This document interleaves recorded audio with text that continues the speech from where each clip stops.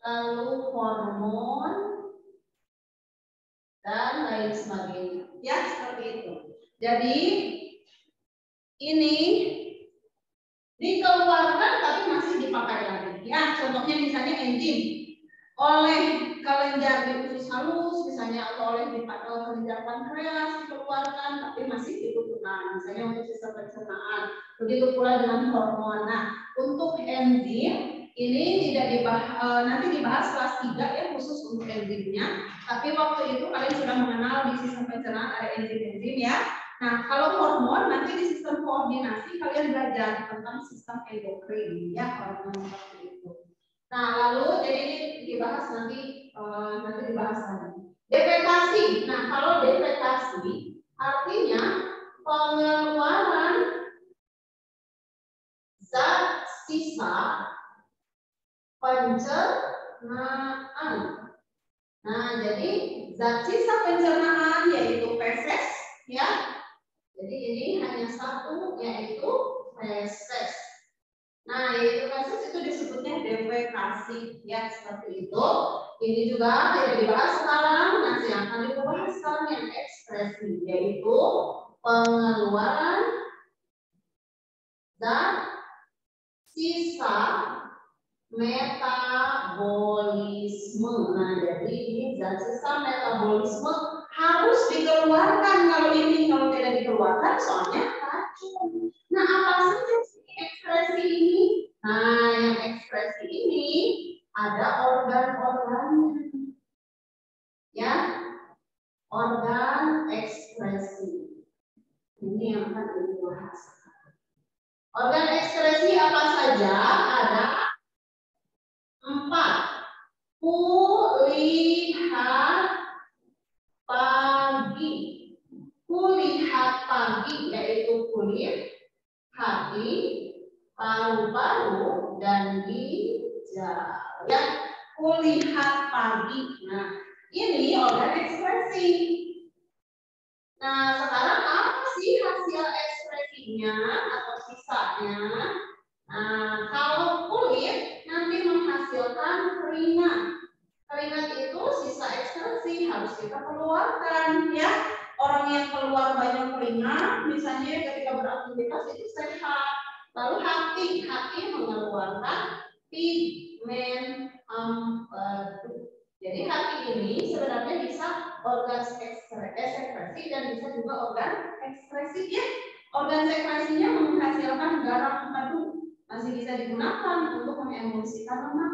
Nah, tapi organ sekresinya hati itu sebagai pengeluaran dari pigmen empedu. Nah, pigmen empedu racun harus dikeluarkan, nanti lebih lanjut dijelasin ya. Lalu paru-paru ini juga mengeluarkan zat sisa berupa H2O dan CO2 ya. Meskipun H2O air tidak beracun, tapi itu memang dikeluarkan dari paru-paru ya. Lalu CO2 karbon dioksida dan ginjal menghasilkan urin. Nah, gitu ya. Ini akan dibahas sekarang yang kulit sama ginjal dulu ya. Nanti belakangan hati dan paru-paru. Sekarang ginjal dulu.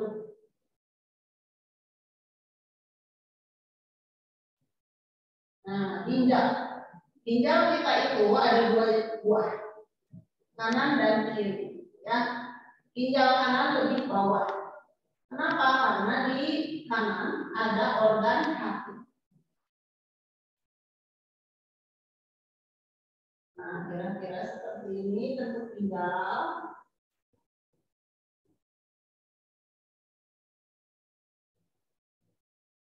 Nah, perhatikan seperti ini ya, kira-kira bentuk ginjal. Nah, ginjal kita itu berada di pinggang ya. Kalau kalian berkaca pinggang, yang bagian jempolnya yang di belakang kan gini ya, berkaca pinggang gini ya, bagian jempolnya yang di belakang. Nah, itu ginjal kita kira-kira seperti itu di situ ya letaknya. Kalian kalau misalnya pernah sakit pinggang karena sering duduk atau misalnya tiba-tiba sakit pinggang, jangan menyimpulkan, ginjal saya bermasalah. Nah, bisa jadi itu tuh kurang minum, ya. Bisa jadi kurang minum, coba minum air putih yang banyak, kan sehari itu minimal 2 liter ya, 2 liter, 1,5 sampai 2 liter. Nah, seperti itu jangan kurang ya. Seperti itu air putih. Nah, itu ginjal kita. Jadi ginjal kita ada dua, yang kanan lebih bawah dari yang kiri. Karena di organ perut kita ini ada hati ya, organ perut sebelah kanan seperti itu.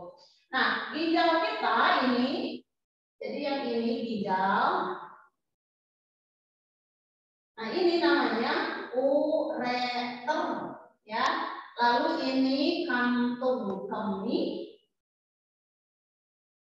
Bahasa Latinnya adalah vesika urinaria. Ya, vesika atau vesikula sama. Nah, ini uretra. Jangan kebalik. Ter dulu baru ter ya. Lalu selanjutnya, nah ginjal ini kalau dibedah kayak gini. Di sini ada bagian korteks. Korteks itu kulit. Lalu ada bagian medula atau sumsum, dan ada bagian sini rongga ginjal namanya pelvis renalis atau rongga ya. Jadi seperti itu ya, pelvis renalis, ren itu ginjal, jadi rongga ginjal ya, seperti itu. Nah, sekarang ginjal itu fungsinya untuk apa? Nah, fungsi ginjal yang pertama ini untuk mengatur kadar cairan tubuh dengan menghasilkan urin. Ketika kita minum, ya makan, ya, nah itu tuh akan masuk ke peredaran darah ya. Nah, air yang kita minum atau makanan itu masuk ke peredaran darah, nanti disaring dan sebagainya di ginjal sampai menjadi urin. Nah, urin itu zat sisanya, ya urin itu selain air ada zat sisa yang lainnya. Apa aja itu? Nah, itu akan dibahas ya. Jadi ini di sini ada proses. Nah, misalnya ibu ambil di sini ya, ibu ambil satu sel ginjal. Ini ambil satu sel ginjal.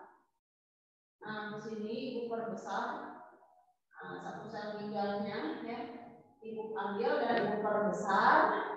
Kira-kira seperti ini.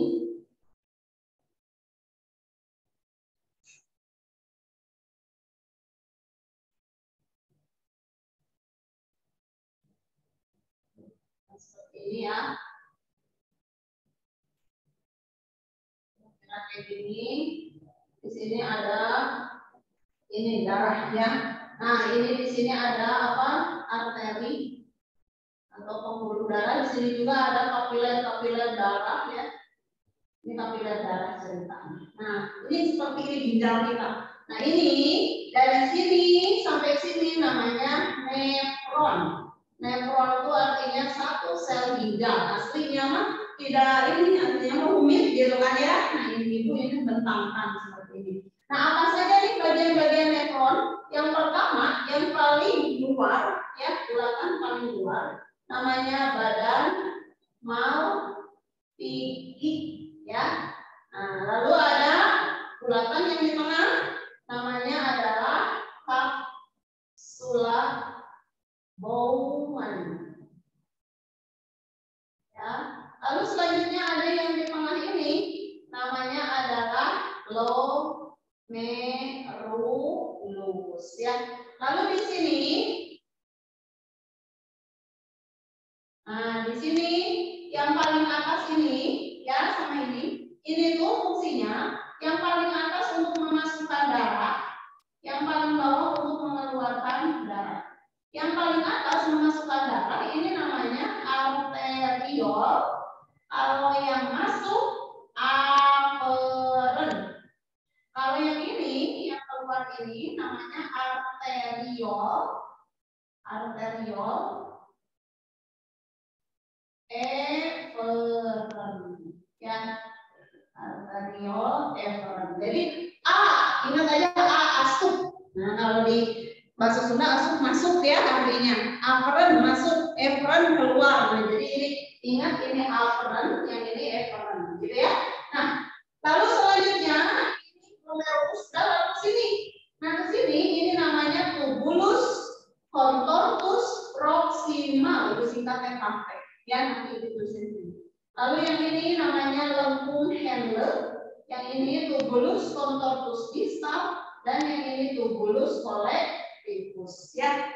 Nah, ini bagian-bagian nefron ginjal. Nah, nefron ginjal ini berguna untuk apa? Nah, ini berguna untuk proses urinisasi. Proses urinisasi atau disebut juga proses pembentukan urin, ya.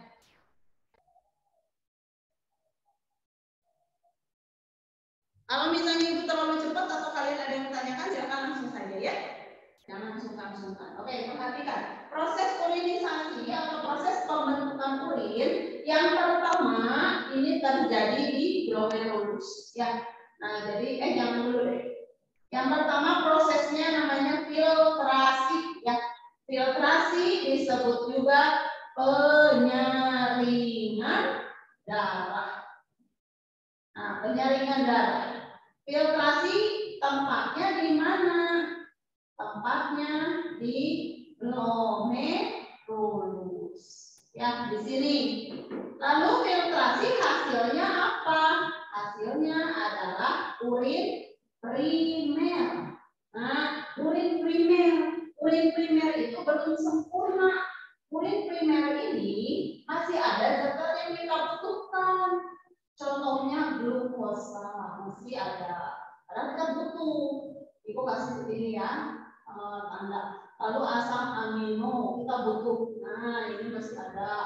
Lalu di sini sudah ada urea. Kalau urea amoniaknya itu sudah nggak perlu. Ya. Lalu ion.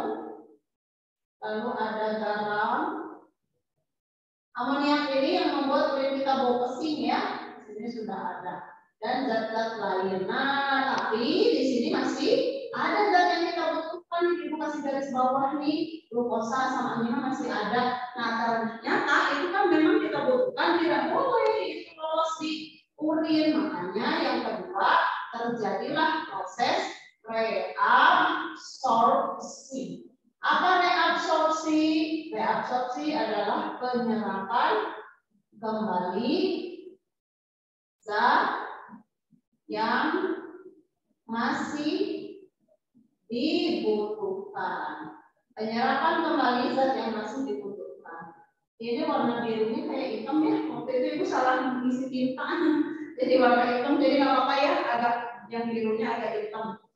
Nah, perhatikan. Reabsorpsi penyerapan kembali zat yang masih dibutuhkan. Tempatnya di mana? Tempatnya, nah setelah di glomerulus sampai masuk ke sini, Nak.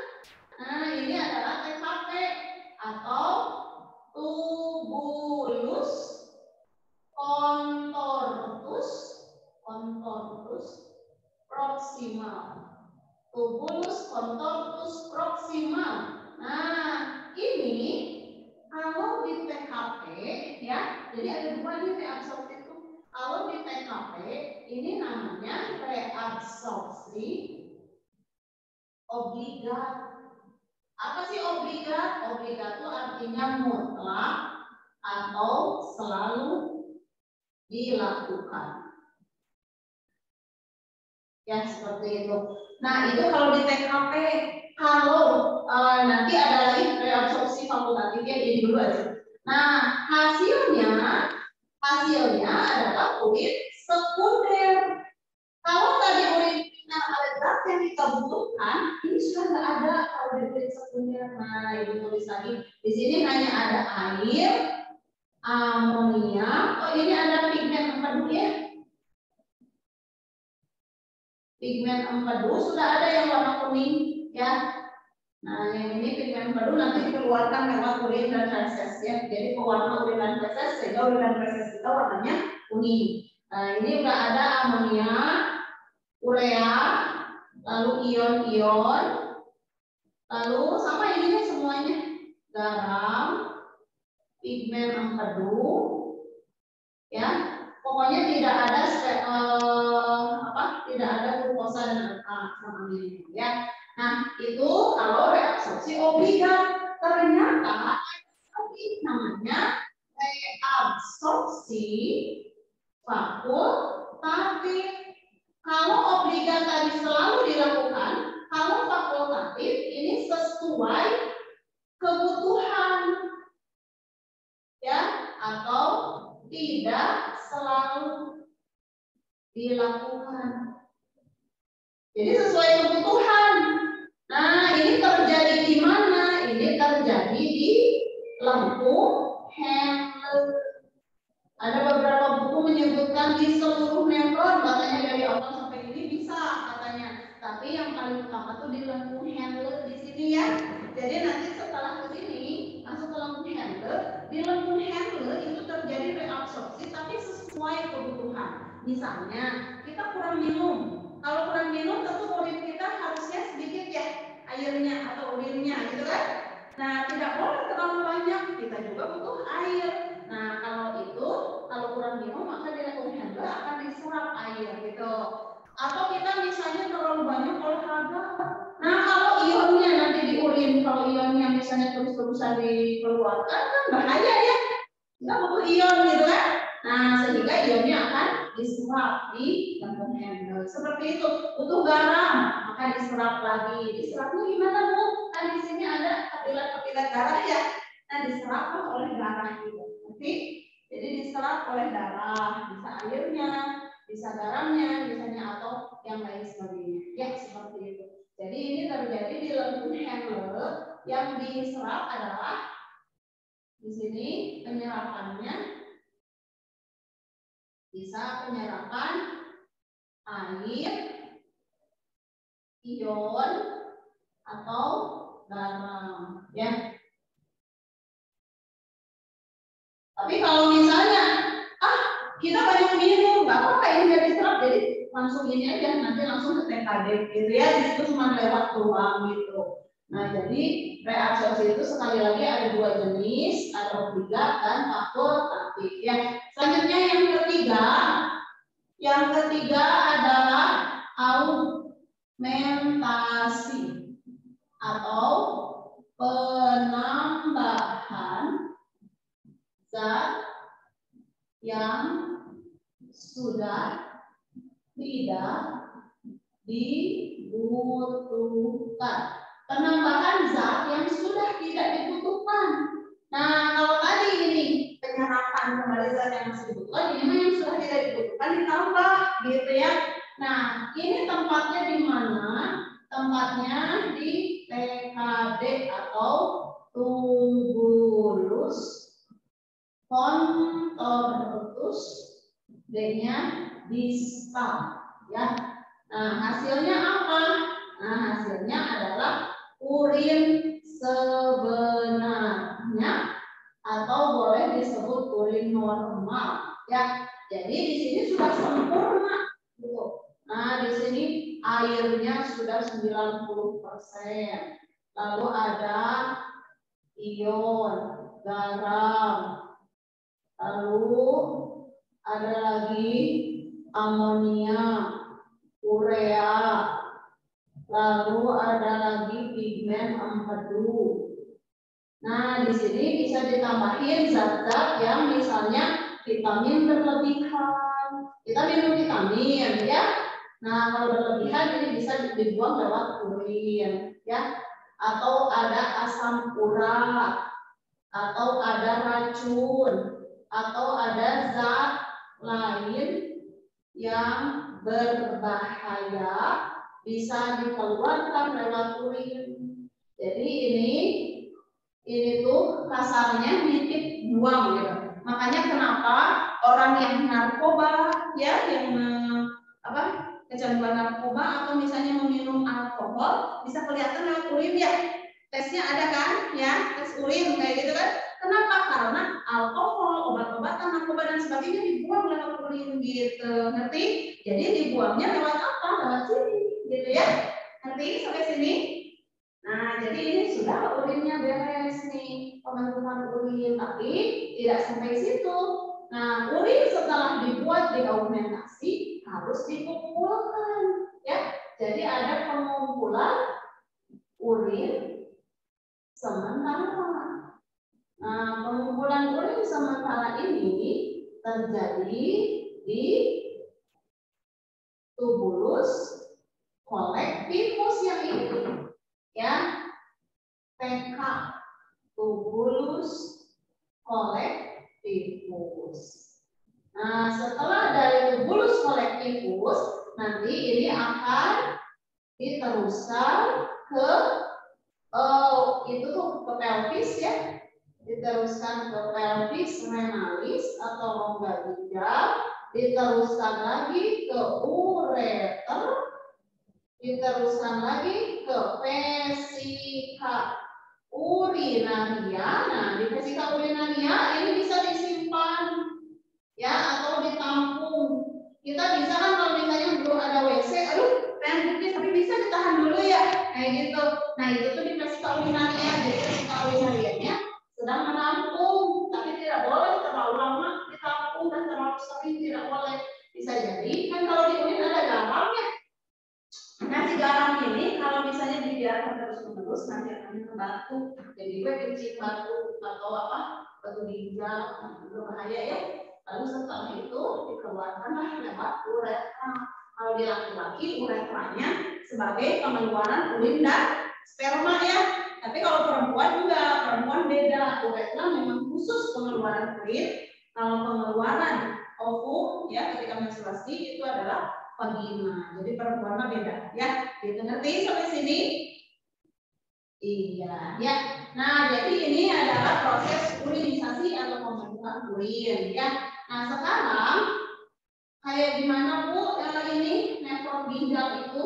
Nah, nefron ginjal ini ya. Nefron ginjal ini ada dua jenis ya. Ada nefron cortex dan nefron justa medula. Nah, kalau nefron cortex ini seluruhnya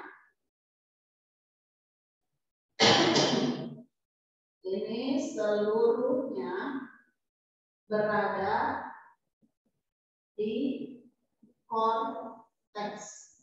Kalau justa medula bagian lekung handle berada di medula. Nah, seperti apa gambarnya? Kalau yang ini misalnya Ibu gambarin ginjal. Nah, misalnya kayak gini. Kan gini ya.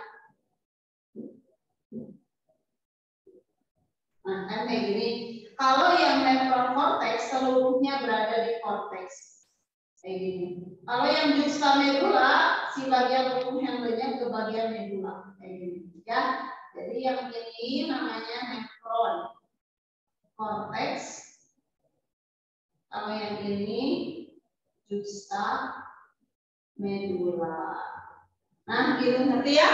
Jadi kalau justa medulanya panjang nanti masuk ke medula gitu ya. Bukan medula, lekung handle-nya panjang nanti masuk ke medula seperti itu. Nah, ini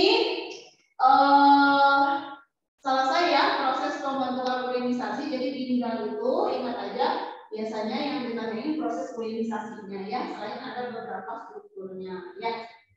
Sudah ginjal beres, sekarang kulit. Nah, kulit ya, kulit kita itu fungsinya banyak atau gimana ya? Ini aja. Oh, fungsinya dulu deh sedikit.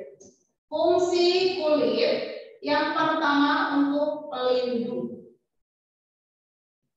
Yang kedua pengatur suhu. Nah, jadi kulit kita bisa mengatur suhu. Kalau suhunya panas, kita akan mengeluarkan keringat ya, jadi itu sebagai pengatur suhu. Lalu ketika kalian demam, biasanya kalau masih demam itu tidak akan keluar keringat ya, tapi setelah keluar keringat biasanya demamnya turun gitu kan. Nah, jadi itu kulit kita itu sebagai pengatur suhu. Lalu kulit itu sebagai alat ekskresi, yaitu menghasilkan keringat. Nah, kulit juga ini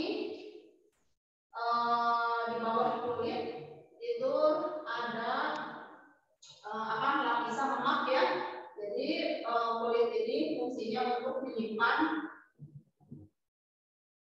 lapisan menyimpan jaringan lemak.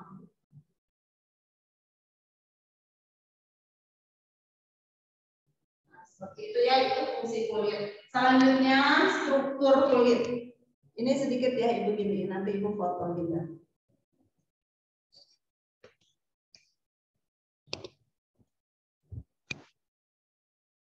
Nah, struktur kulit.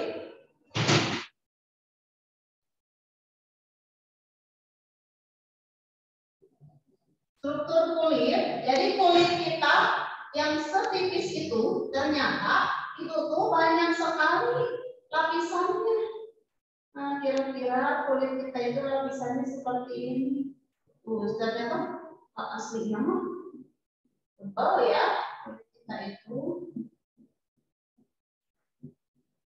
Nah, kayak gini ya, kira-kira di sini. Di sini.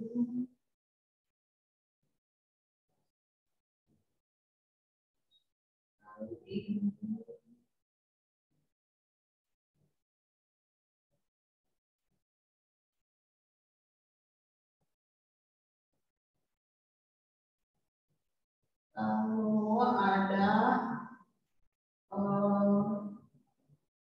nah ini ada saraf.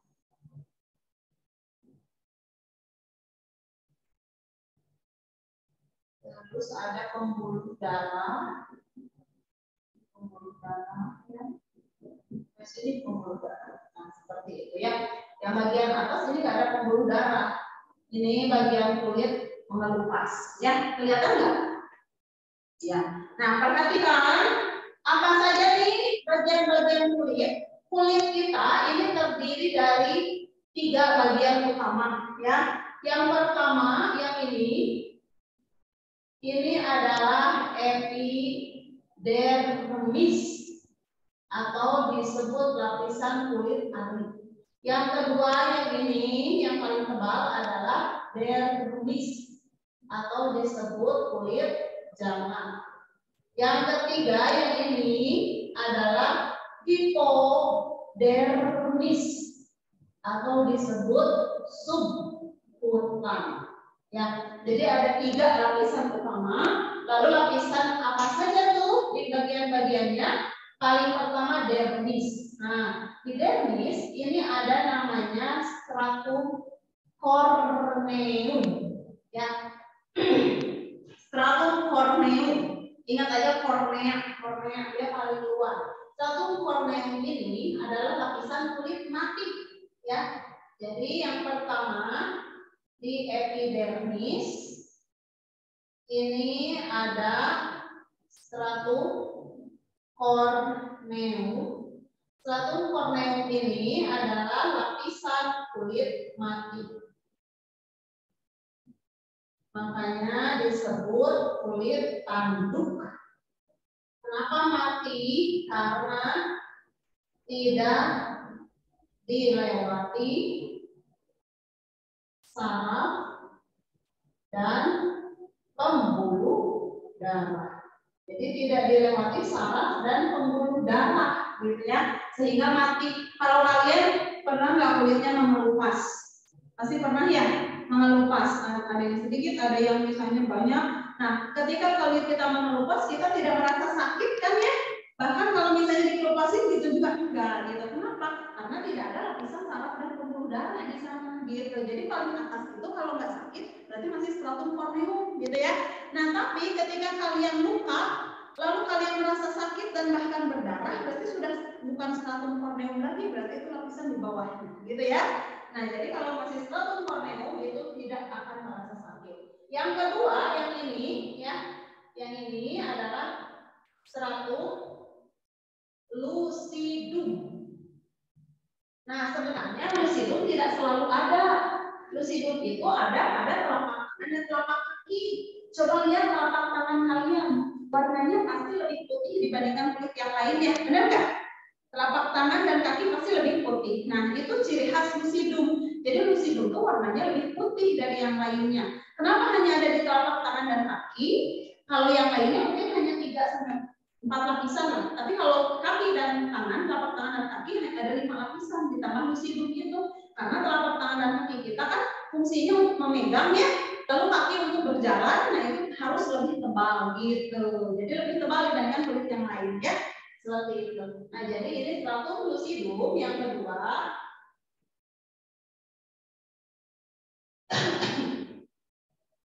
Ini hanya ada di telapak tangan dan kaki. Warnanya lebih putih dibanding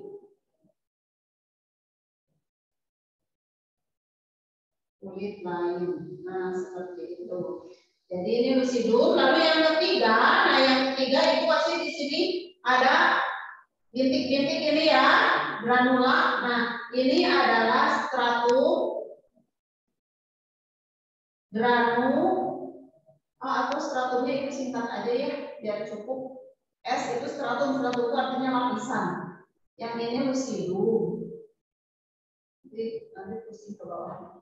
Nah, yang ini stratum granulosum.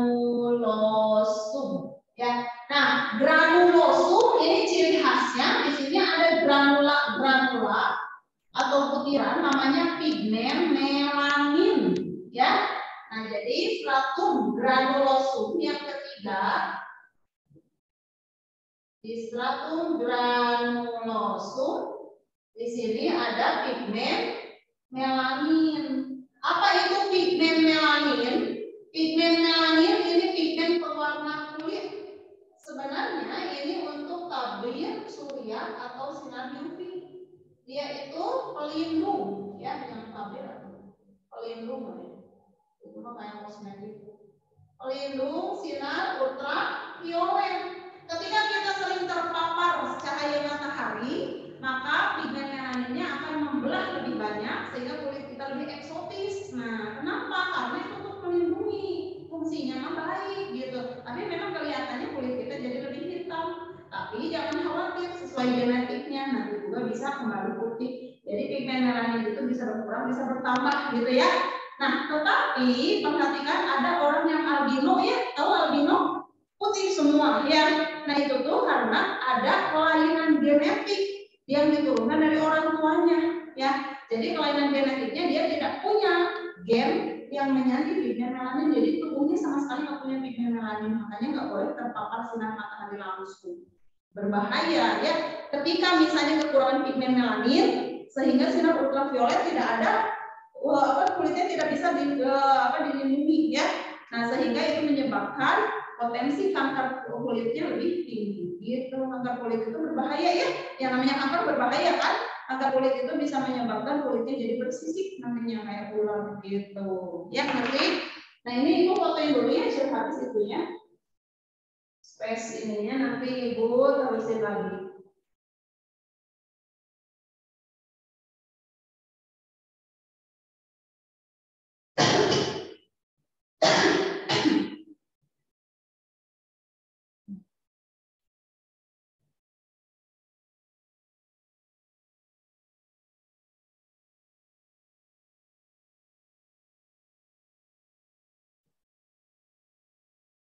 Nah, sudah ya.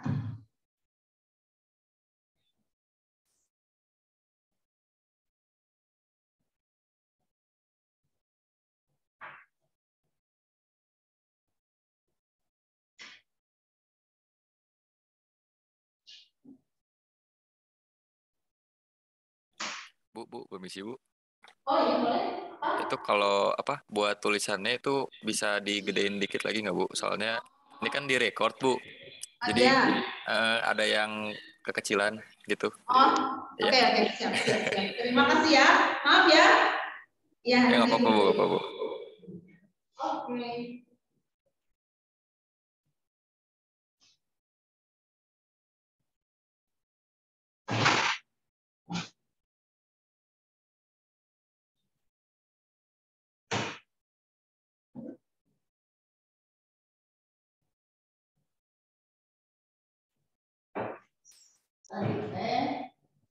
dihapusin. Nah, tadi sudah baru granulosum ya, baru stratum granulosum. Selanjutnya, nah itu dapat dihapus ya. Ya udah ibu gambar lagi. Ini kulitnya.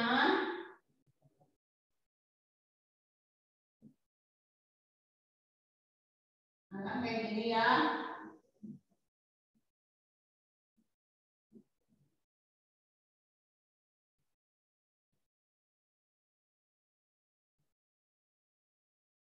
Bu, Ya. saya izin kuese dulu, Bu, boleh nggak? Boleh, boleh. Oke, makasih, Bu.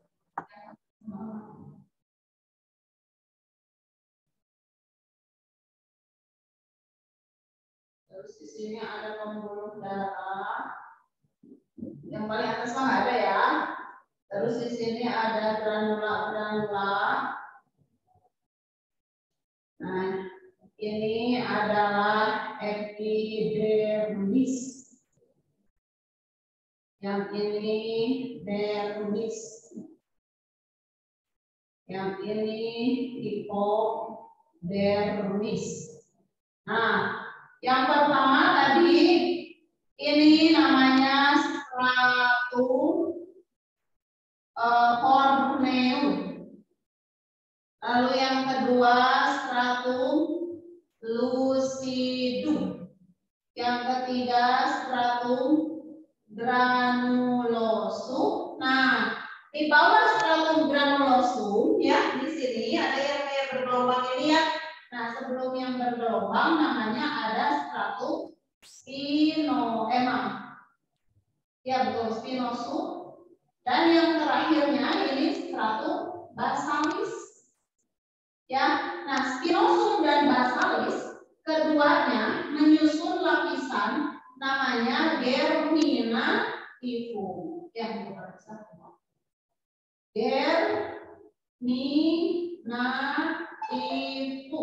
Ya, nah ini apa nih? Kan berlangsung tadi sudah ya.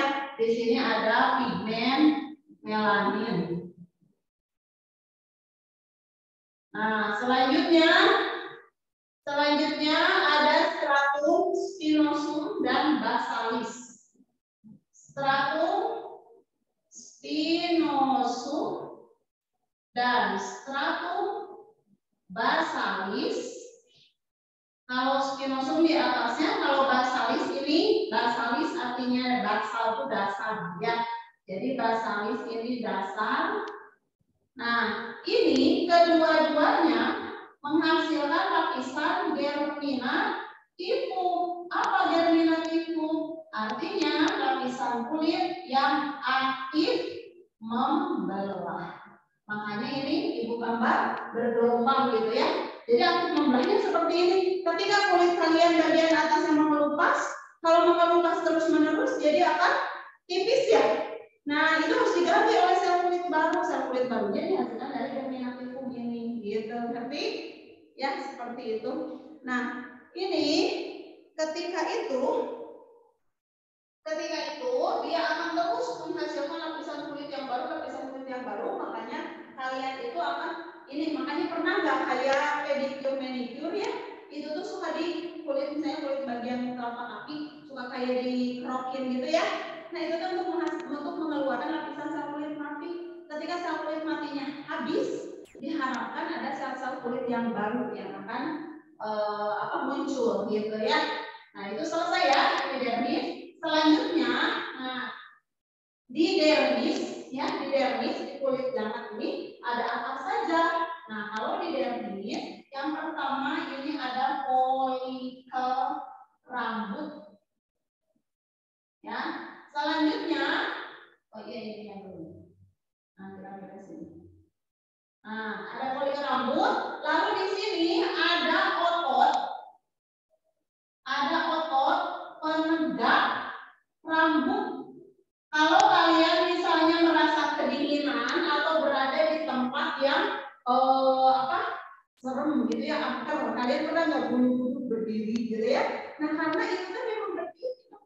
Jadi di sini ada otot penegak rambut yang bisa menegakkan rambut, dan itu berhubungan dengan saraf. gitu ya. Ada saraf emosi, rasa takut kayak gitu. Nah, ini yang ini, nah di pinggir-pinggir rambut ya ada namanya kelenjar minyak. Kelenjar minyak disebut juga sebasea. Ya, kelenjar sebasea ini tadi folikel rambut. Lalu ada lagi di sini pembuluh darah ya dan saraf. Nah ini saraf ya, ini saraf, batang saraf. Nah jadi di dermis ada apa saja? Nah di dermis ini ada yang pertama apa tadi? Folikel rambut.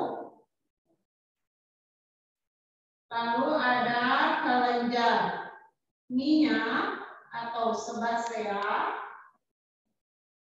Lalu ada, oh ini kelenjar keringat, satu lagi. Nah ini ya, ini kelenjar keringat.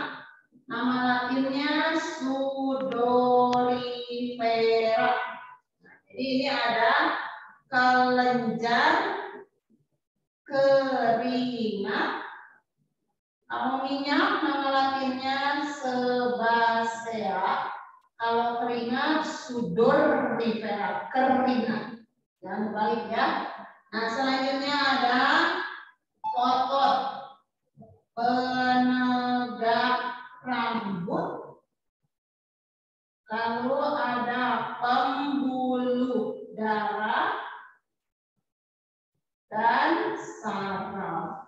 Ya. Nah, ini di dermis ya seperti itu.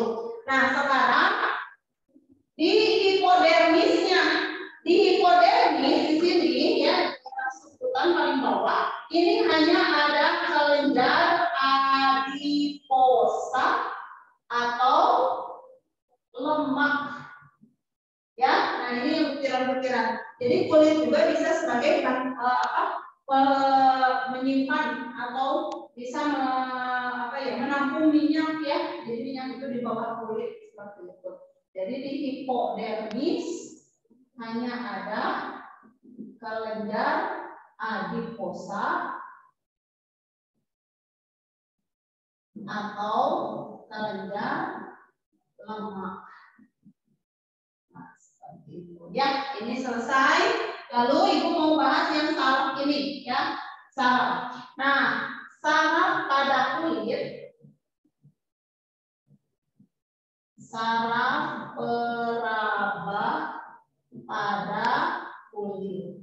Nah, saraf peraba pada kulit ini nanti dibahas lagi di sistem koordinasi ya. Ini akan ibu ini sedikit ulas sedikit. Ibu kasih singkatan biar kalian lebih hafal. Kurasa dingin, rupanya panas. Sentuhan mesra seperti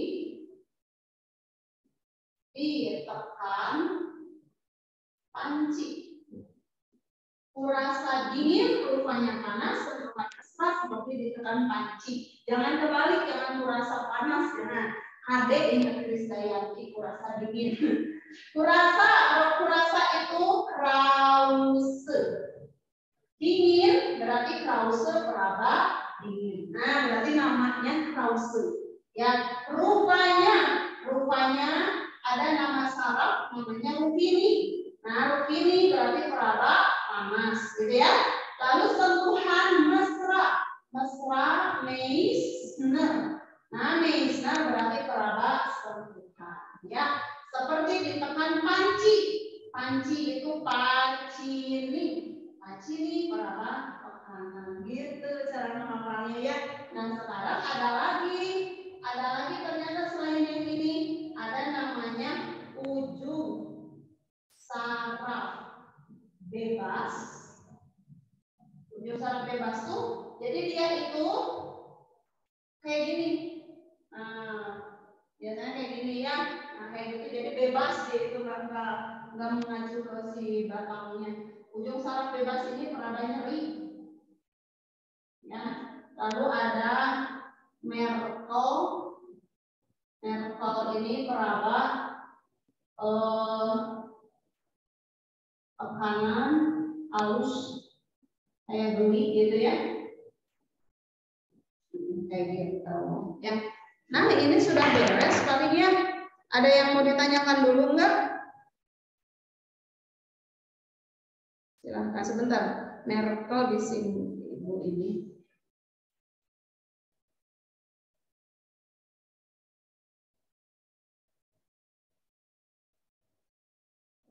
Reseptor ya, sentuhan ringan, betul ya, sentuhan ringan jadi kayak geli gitu ya. Kalau mancini itu tekanan gitu, beda, sentuhan yang agak kuat seperti itu ya. Ini sudah selesai ya, sekarang hanya ginjal dan kulit saja. Nah, nanti minggu depan akan dibahas paru-paru dan paru-paru, lalu apalagi tadi teh, sama hati ya, sama nanti ada ekskresi pada hewan gitu ya. Oke, Ibu kirimin dulu. Udah dikirim belum sama Mbak Nunung? Ininya, modulnya. Oh, udah nih. Mbak Nunung sudah kirim yang sistem ekskresi ya. Silakan dibuka.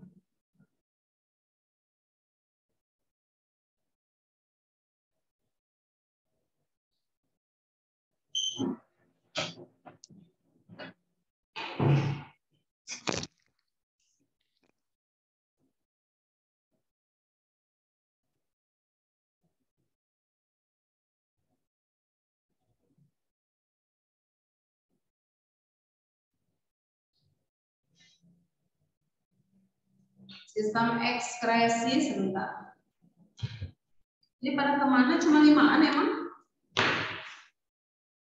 Oh, Fauzan ada SMA 5, yang HP SMA 5, Farel SMA 5. Nah, ini juga di sini ada ini nanti dibaca. Oh, sama minggu depan itu kelainan ya. Ginjal dan kulit. Nah, silahkan kerjakan halaman 26. 0. Yes, tetap 0. Gitu ya. Ada Alfat. Halo Alfat.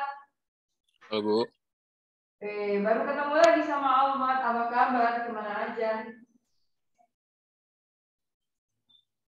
Baik ya? Ya, oke. Nah, jadi ini kemarin kita belajar tentang persamaan simpangan tuh ini ya. Nah, dengan plus minus itu kalau atas, terus kalau bawah itu negatif. Yang ini lambat, kalau ke kanan negatif, kalau ke kiri positif ya. Kemarin udah dibahas ini ya. Kita akan membahas lebih lanjut hal setelah ini. Tapi saya juga akan menuliskan kembali omega itu 2πf atau 2pi per T, sedangkan H adalah 2pi per lambda. Kita juga bisa mencari cepat lambat gelombang pakai omega per K. Nah, kalau V omega per K yang ini tuh mencari cepat lambat gelombangnya, gitu ya. Jadi misalnya ada gelombang melambat, segelombangnya berapa kecepatannya, gitu. Nah, tetapi yang akan kita bahas saat ini adalah kecepatan si partikel, itu beda ya. Jadi kalau ini mah kecepatan gelombangnya, tapi kalau yang akan kita bahas itu adalah kecepatan titik pada partikelnya. Ya, jadi kita tulis persamaan kecepatan pada kecepatan titik atau partikel pada gelombang.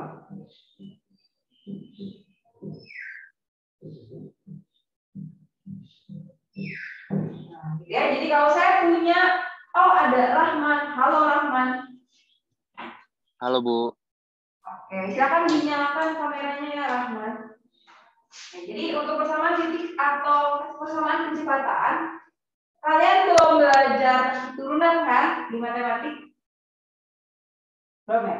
Nah, tapi di fisika ini kita langsung pakai aja untuk penampaknya. Kita itu akan dibahas lebih lanjut di matematika. Ya, jadi kan dari suatu gelombang punya gelombang gitu ya. Nah, banyak titiknya di sini, titiknya banyak. Nah, jadi yang diminta itu adalah kecepatan si titik ini, gitu ya. Karena titiknya kan akan bergerak tuh naik turun. Nah, berarti simpangannya berubah-ubah, maka dia punya kecepatan. Nah, kecepatan titik tersebut adalah turunan dari simpangannya, gitu ya. Nah, perlu kamu tahu bahwa turunan itu tulisannya adalah DDT. Gitu. Turunan dari sin theta itu adalah cos theta. Turunan dari cos theta itu adalah min sin theta. Ya, terus habis itu turunan dari 2T. Nah, jadi kalau misalnya ada 2T gitu ya, diturunkan, itu T-nya jadi hilang. Jadi cuma 2 saja. Jadi kalau misalnya 5T diturunkan, jadi berapa? T-nya hilang, jadi 5. 10T diturunin jadi berapa? 10. 100T diturunin jadi 100. Kalau misalnya BT diturunin jadi B. Omega T diturunin berarti omega gitu ya.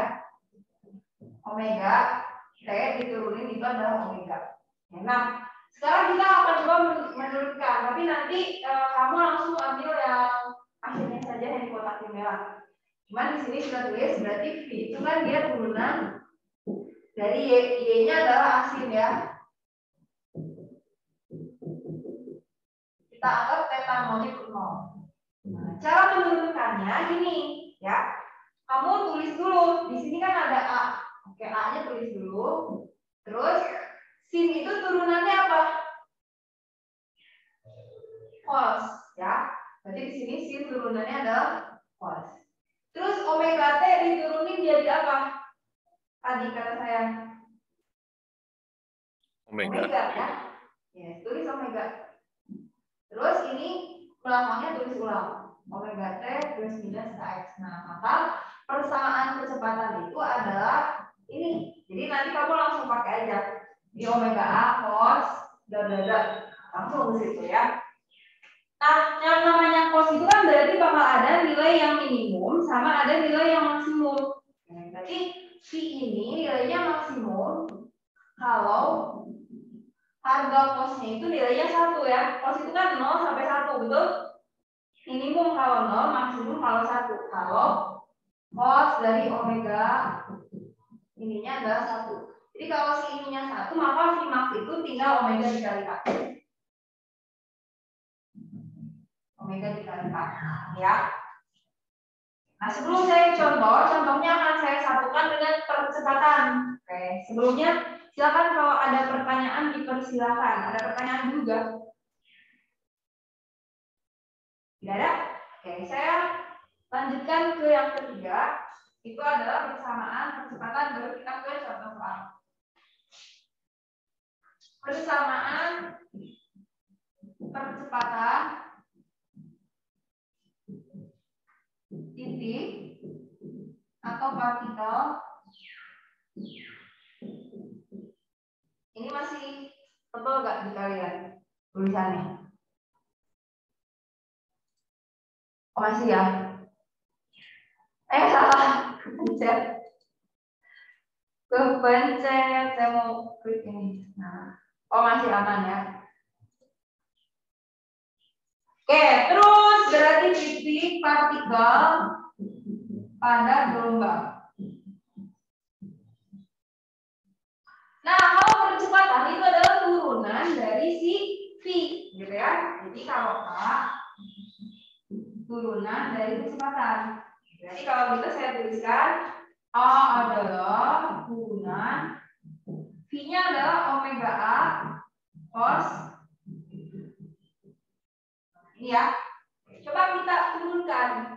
Kita turunkan berarti A adalah omega-nya kita tulis, A-nya kita tulis, turunan cos apa?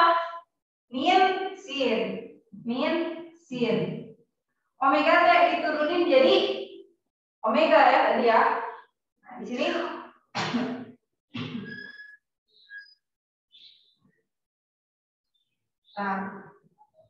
kan A adalah min omega A. Nah, omega T diturunin kan jadi omega. Terus sin belakangnya tulis lagi. Omeganya jadi ada 2, berarti kalau begitu min omega kuadrat A sin nah ini berarti. Nah tadi asinan itu adalah Y. Berarti kalau begitu selain ini kita juga bisa langsung A itu adalah min omega kuadrat, ini asin adalah Y. Jadi min omega kuadrat Y. Nah, sama halnya dengan percepatan juga bisa bernilai maksimum kalau harga sinnya adalah 1, gitu ya. Jadi di sini A itu maksimum jika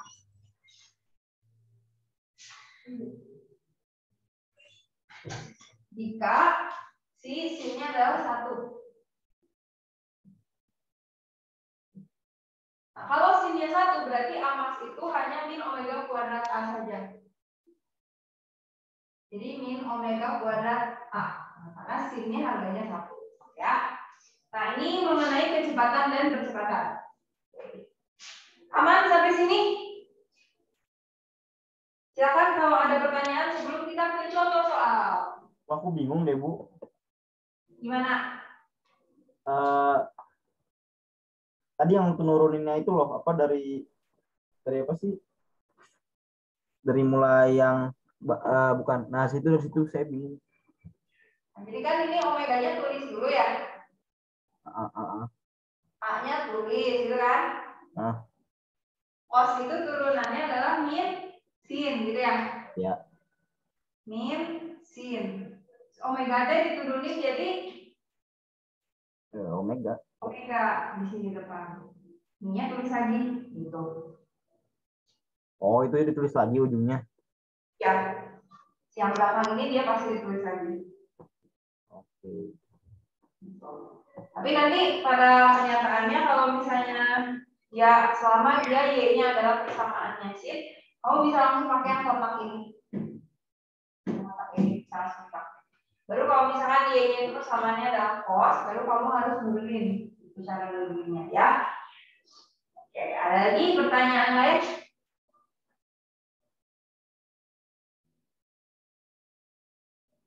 Kalau tidak ada, mari kita ke contoh soal. Silahkan dibuka yang ada di line. Yang halaman 17, nomor 11. Ya. Jadi di contohnya nomor 11. Kita coba baca.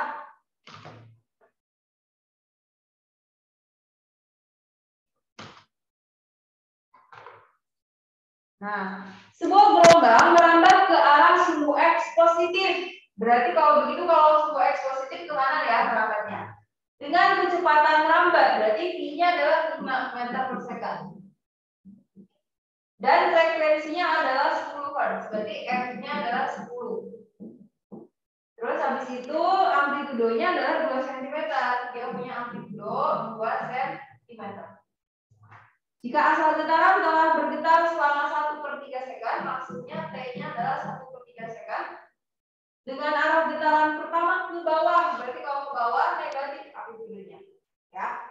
Yang dicari berapakah kecepatan sama percepatan partikel di titik X 0,5. Berarti X-nya 0,5 meter, berapakah kecepatan partikel sama berapa percepatan partikel. Oke. Kalau apapun yang dicari, enaknya itu kamu pertama harus tahu A, omega sama K gitu aja.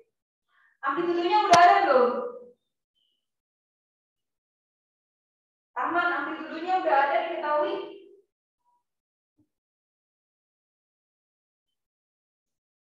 Udah, Bu. Kalau omeganya udah ada belum? Belum, Bu, belum. Oh, ya. Karena ada frekuensi berarti omega tinggal 2pi F.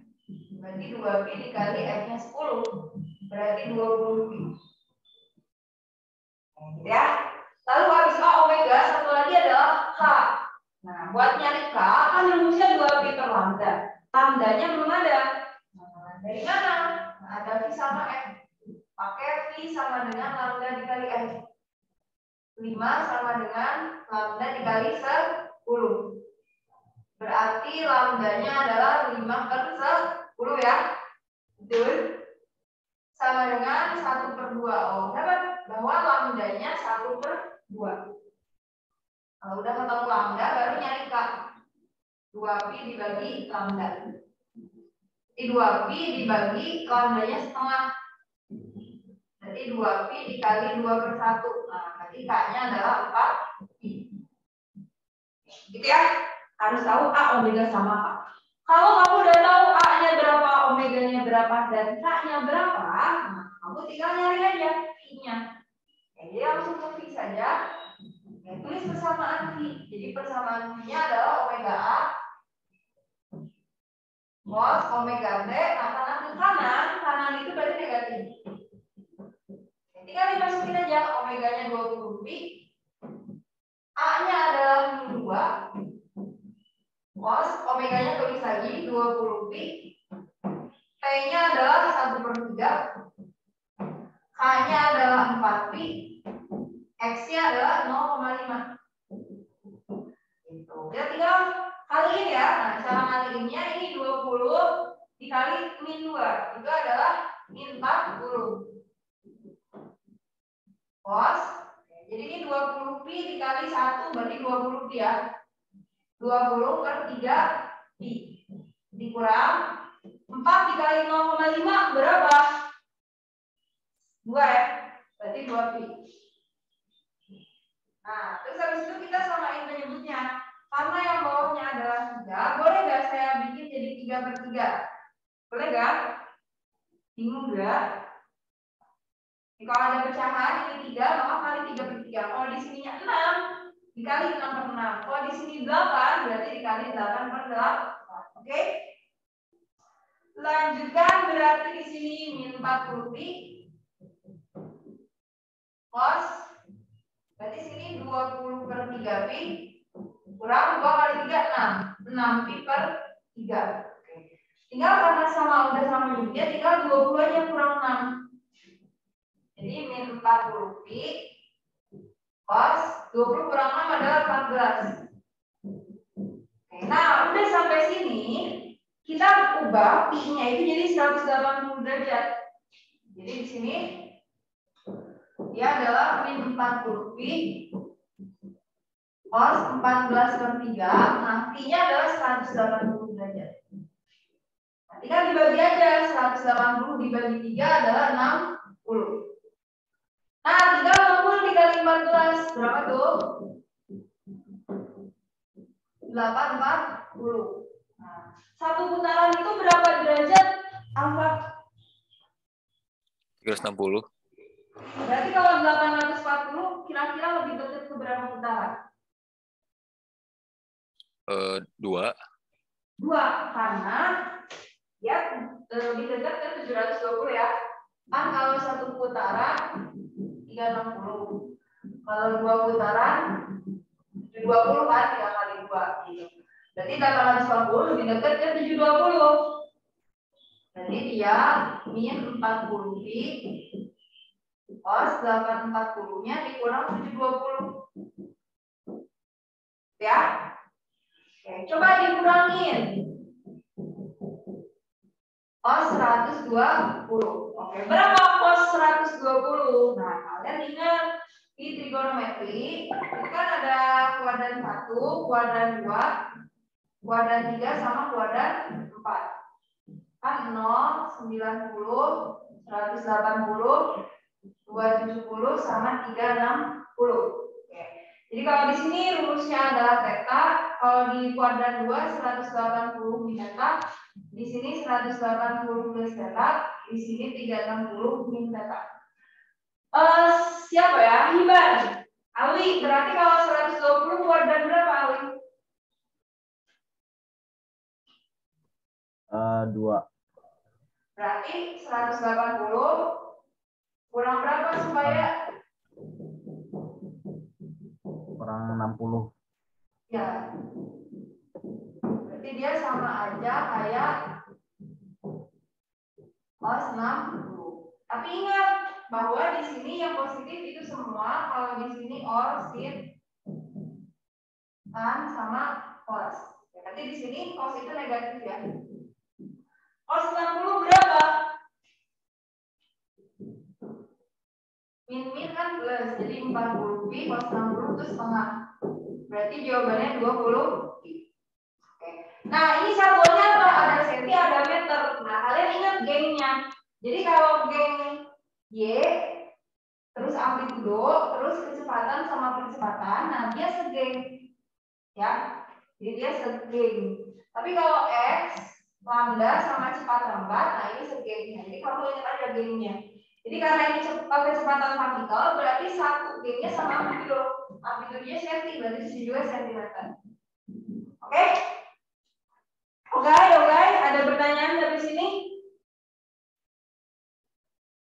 Tidak ada? Coba cari percepatan satu lagi. Kan apa? Min omega kuadrat A sin omega T min Kx ya. Omeganya 20 pi. Amplitudonya adalah min 2 sin. Nah, tadi kita udah hitung belum? Ini sudut yang di dalamnya udah dihitung belum? Sama kita. Kan T sama X-nya sama, bener gak? Ya enggak? Kan ini sama kan? Omeganya kan sama, omega T, Kx-nya kan sama kan? Berarti pasti sudutnya juga bakal sama kan? Akhir-akhirnya bakal segini kan, 840. Kalau kita masukin lagi, bener gak? Ya enggak? Ya? Bingung gak? Yang terakhir-terakhir bingung, Bu. Bingung? Oke, jadi gini ya, kalau bingung ya omeganya kita tulis saja aja. 20 pi, T-nya berapa? 1/3. K-nya berapa? 4 pi. X-nya berapa? 0,5. Sama nggak ini angka ini yang dimasuk-masukin sama yang ini sama nggak? Sama kan? Dan kita udah hitung tadi itu hasil akhirnya 14/3 gitu ya. Yang mana ini teh 840. Yang mana ini teh 120. Betul? Nah, jadi karena udah dihitung, min kali min jadi plus 20 ke 20 400 pi kuadrat dikali 2. Nah, ini kita udah dapatkan tadi ngitung 120. Oke? Berarti 800 pi kuadrat sin 180 min 60. Berarti dia 800 pi kuadrat sin 60. Karena sin itu positif ya ini positif. Berarti 800 pi kuadrat sin 60 itu setengah akar 3. Berarti dia 400 pi kuadrat akar 3. Berarti jawabannya adalah E. Gitu ya. Itu yang pertama. Mengenai ini, silakan kalau ada pertanyaan dipersilakan. Masih mencerna boleh besok. Saya mau foto dulu ya.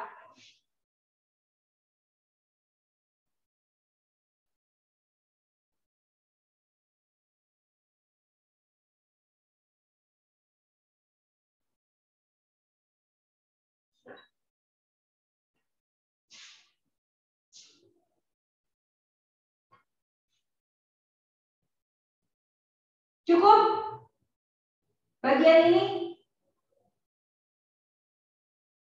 Oke, kalau cukup, bentar. Nanti saya akan kirimkan. Nah, kita lanjutkan ya ke poin 4. Itu adalah sudut fase dan fase.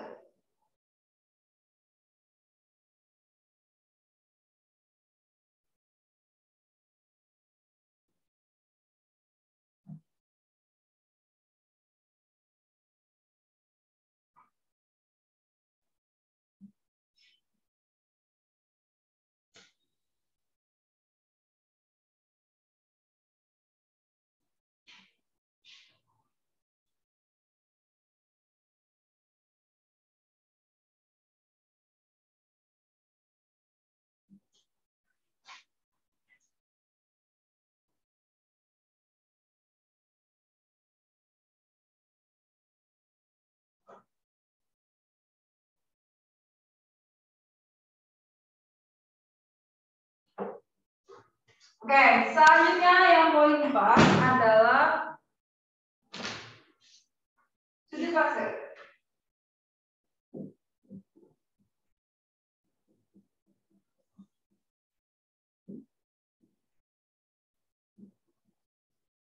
Theta ya.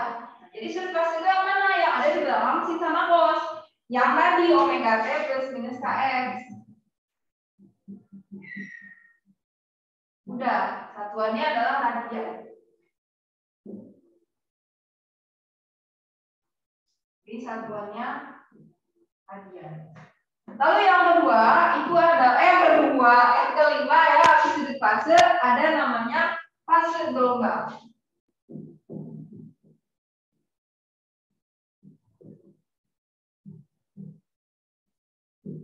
Nah, ini ya. Jadi kalau sudut fase gelombang itu adalah sudut yang ditempuh oleh gelombangnya. Nah, terus kan habis itu satu putaran kan 2 pi radian kan. Nah, fase itu hanya perbandingan dari si sudut dibagi dengan 2 pi-nya. Ya.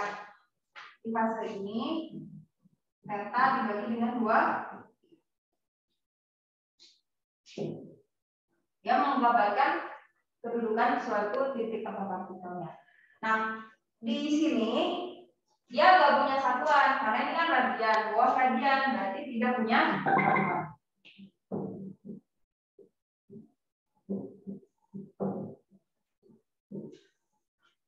Kalau saya turunkan theta itu kan omega t plus minus AX dibagi 2 pi. Omega itu kan 2 pi per T. K itu kan 2 pi per lambda. Dibagi dengan 2 pi. Nah, berarti 2 pi-nya bisa kita coret saja. Nah, berarti kalau begitu fase itu bisa saya tuliskan T per T plus minus X per lambda. Ya. Jadi perbandingan waktu banding periode X banding lambda. Nah, contohnya itu di nomor 12. Jadi di nomor 12 itu masih lanjutan nomor 11 tadi ya.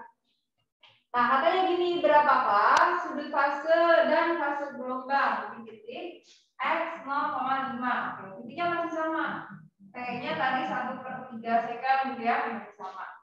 Terus tadi omeganya tuh berapa tadi? Apalagi 20 pi ya. Omega itu 20 pi. Terus K-nya adalah 4 pi tadi. Nah, kita suruh mencari theta-nya berapa, fasenya berapa. Ya udah tinggal langsung dimasukin aja. Jadi kan theta itu omega t min kx. Omeganya 20 pi, T-nya 1/3, K-nya adalah 4 pi, X-nya 0,5. Nah, tadi kita udah hitung kan 20/3 pi dikurang 2 pi. Jangan lupa supaya disamain menyebut jadi dikali 3/3.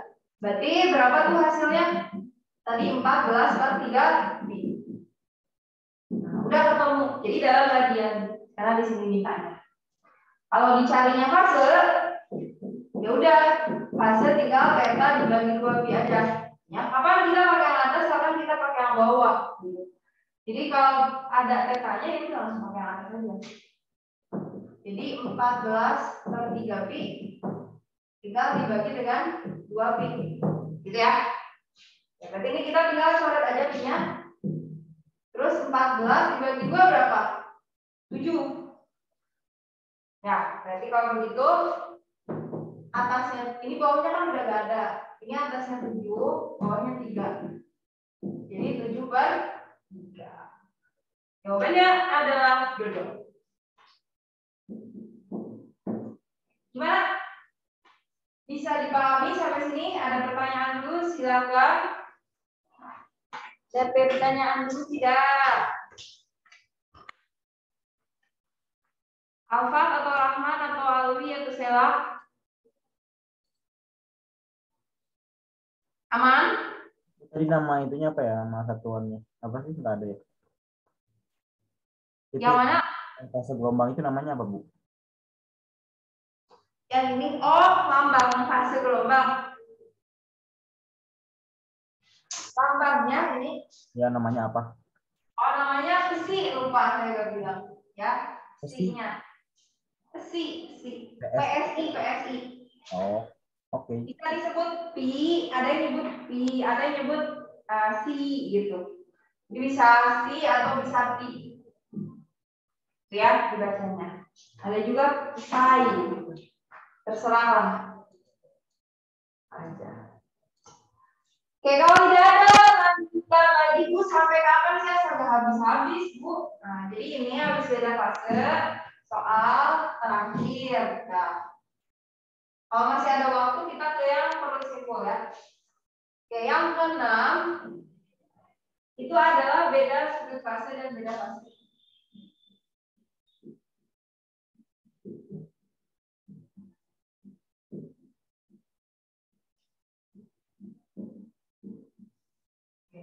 Jadi kalau beda sudut fase itu adalah delta theta. Kalau beda fase berarti delta psi. Artinya adalah selisih gitu ya, selisih sudut fasenya. Ini namanya selisih ya, tinggal akhir kurang awal. Jadi kalau delta theta itu adalah theta 2 kurang theta 1. Jadi kalau beda fase itu berarti fase 2 kurang fase 1. Ya, si definisinya mana. Cuman apa hubungan antara beda sudut fase ini dengan beda fase yang ini? Nah, hubungannya apa? Karena tadi kita udah tahu hubungannya fase itu theta dibagi 2 pi. Berarti kalau delta ya di sini dikasih delta. Ya, begini. Nah, ini adalah hubungan antara beda sudut fase sama beda fase. Nah, kalau kita lihat di persamaan yang bawah turunan ini, ya, jadi beda fase itu bisa ada 3 keadaan, ya. Jadi ada 3 keadaan beda fase. Beda fase pada X berbeda, T juga berbeda. Jadi kalau X-nya beda, T-nya beda, maka beda fasenya kan tadi kalau fase itu dia T per T X per lambda gitu kan. Nah, nanti kalau beda fase tinggal dikasih delta aja. Jadi karena X-nya berbeda, T-nya berbeda, maka ada dua-duanya. Bisa juga keadaan yang kedua. Kalau keadaan yang kedua, beda fase pada X berbeda, tapi T-nya sama. Jadi kalau X-nya yang beda, T-nya yang sama. Kalau X-nya beda, ya berarti tinggal delta X per lambda doang. Nah, kebalikannya berarti kalau T-nya yang berbeda, berarti tinggal delta T per T doang. Beda fase pada T berbeda, X sama. Berarti kalau begitu, beda fasenya adalah delta T per T. Ya, jadi intinya kalau dua-duanya T-nya beda, X-nya beda, berarti pakai ini. Kalau X-nya yang berbeda doang, berarti ini doang. Kalau T-nya yang berbeda, berarti ini. Ya, nah cuma kebanyakan kasus itu lebih ke yang ini, ya, yang si X-nya berbeda. Contohnya itu di nomor 13.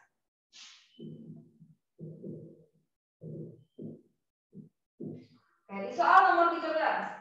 Beda fase antara titik pada X sama dengan, berarti yang dicari beda fase pada X 0,25 dan X 0,75. Berapa? Berarti yang berbeda X-nya atau T-nya? Awi.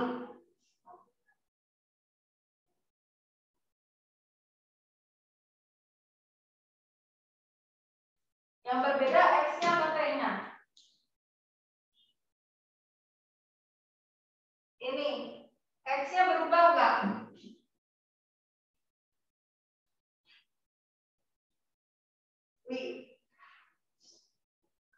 Bingung nggak? Itu X-nya X1-nya 0,25 bukan, Bu? Ya, Nggak kelihatan ya? 0,25 X2-nya 0,15 ya Bu ya? 0,75. Ini 25. Ini 75. Berarti kan X-nya berbeda ya. Kalau X-nya berbeda berarti yang ini kan. Jadi beda satunya delta X per lambda. Berarti X2 pokoknya selisihnya dibagi lambda. Betul, tadi kita udah hitung ya, lambdanya itu di soal sebelumnya adalah setengah. X2-nya adalah 0,75, X1-nya 0,25 dibagi lambdanya setengah. Berarti 0,5 dibagi setengah. Berarti ini tinggal dikali aja, 2 kali 0,5 itu 1. Betul? Oke, yang kedua adalah mencari beda fase pada apa tuh bilangnya? Pada 1 sampai 6 second. 1 second dan 6 second. Ya, berarti tinggal pakai delta T per T. Jadi beda fasenya adalah delta T per T. T2 min T1 dibagi periode. Kan frekuensinya 10. Periode itu 1 per F, berarti 1 per 10. T2-nya 6, T1-nya 1, periodenya 1 per 10. 6 kurang 1 adalah 5. 5 dibagi 1 per 10 adalah 5 dikali 10 per 1. Sami sarang 50. Jadi jawabannya 1 dan 50. Berarti ayam. Oke. Gimana? Oke, sampai sini.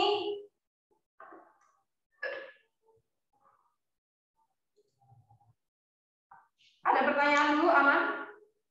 Aman Bu. Aman. Oke, nah terakhir di gelombang berjalan yang ketujuh ada istilah sefase dan berlawanan fase.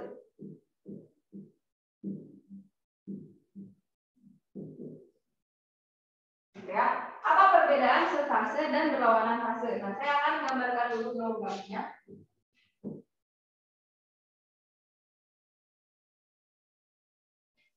Saya kasih nama, ini titik A, B, C, D, E, F, G, H, I, J, H, L, dan M. Nah, saya kasih contoh ya, titik A itu dia mau berapa atas? Ini kan ke atas, titik A. Kalau titik B kan mau berapa bawah? Berarti sewa titik C berapa mana? Bawah. B. Atas. E. Atas. Dan seterusnya ya, ini ke bawah lagi. Dan seterusnya. Ini namanya arah gerak si titiknya. Nah, apa perbedaan sefase dan berlawanan fase? Yang pertama sefase dulu.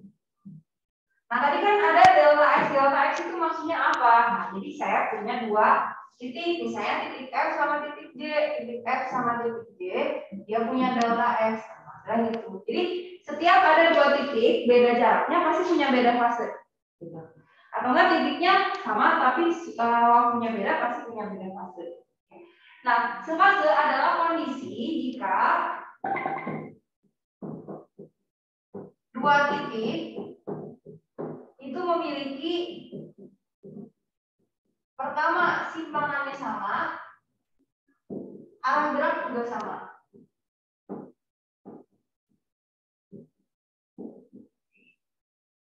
Oke, contoh.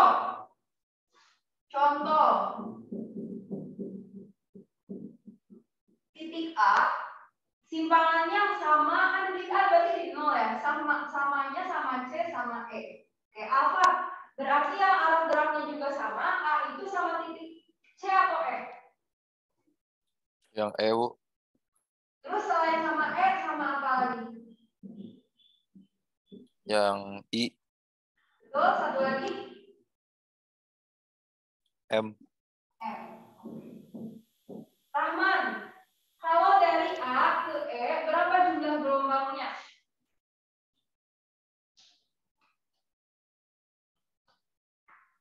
Berapa gelombang? 1, Bu.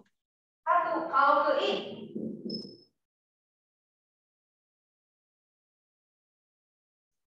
2.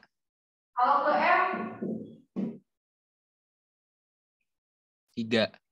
3. Nah, artinya syarat supaya dikatakan sefase itu harus 1 lambda, 2 lambda, 3 lambda, 4 lambda, dan seterusnya. Ya, jadi syaratnya supaya sefase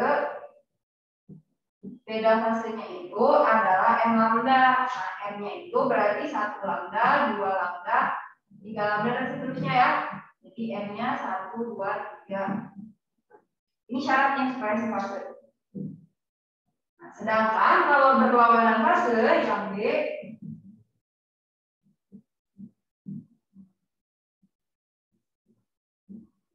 itu kondisi kalau dua titiknya itu simpangannya sama tapi arah geraknya berlawanan, ya.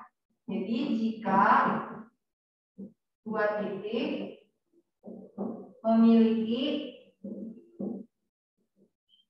simpangan sama tapi arah gerak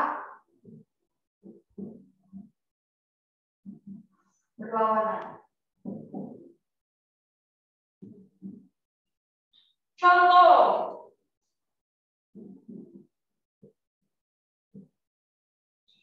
sela berarti titik A sama titik A yang simpangan sama tapi arahnya berlawanan.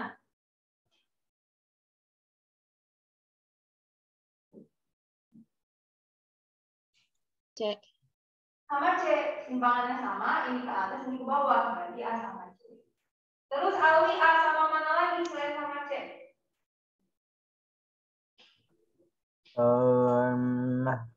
Mage, Bu. Oke, terus satu lagi apa, Wi? Itu apa? Yang sebelah LT, K ya, Kak. A, gitu ya. A dan A. Sela dari A ke C berapa gelombang? Setengah. Setengah lambda. Kalau A ke G berapa sela?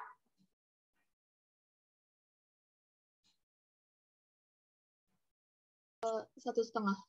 1,5. Atau 3/2 lambda. Alwi, kalau A sampai K berapa jumlah gelombangnya?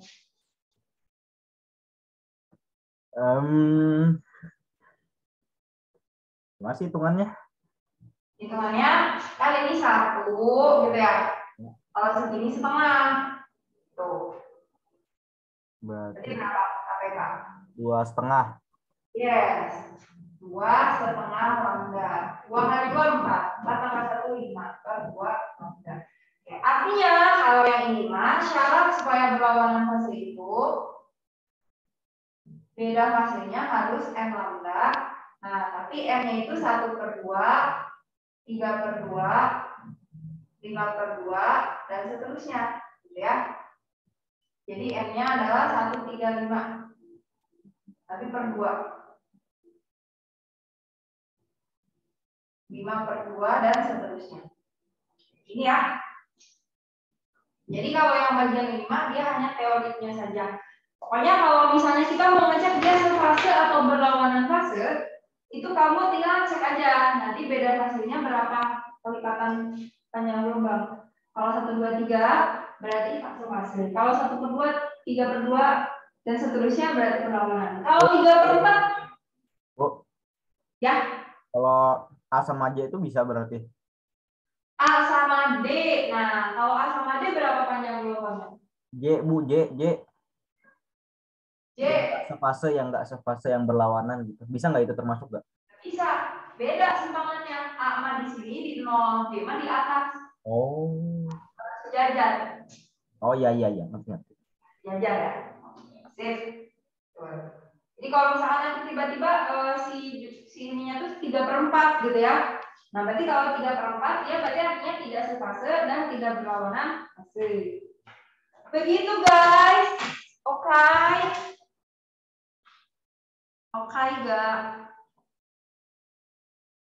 Ya, Bu. Oke. Nah, mau kita latihan dulu aja biar lancar.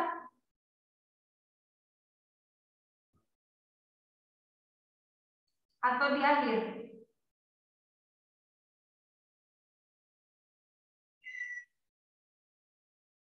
Gue SMA berapa sih ini? 2. Belum saya foto ya ini. Saya foto dulu.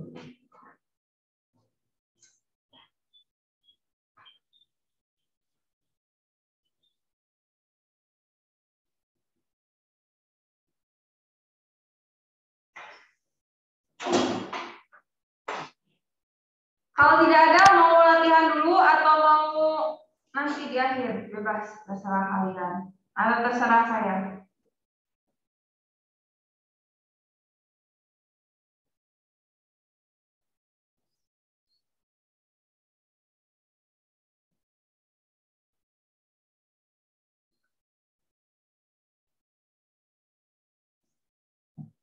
Gimana? Halo, diem aja.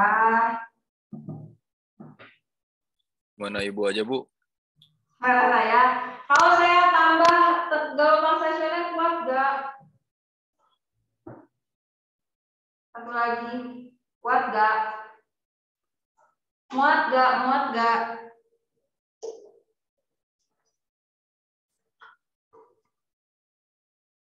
Masih muat gak? Kalau saya tambah gelombang stasioner?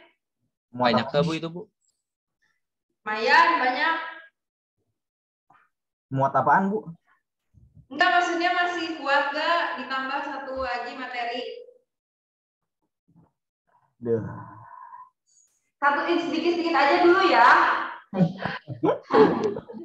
Oke, sekarang kita kerjain dulu kuisnya halaman 17. Udah saya kirim di grup yang gelombang mekanik 1.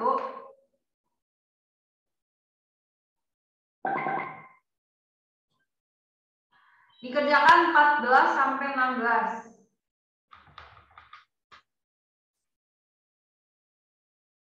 14 sampai 16.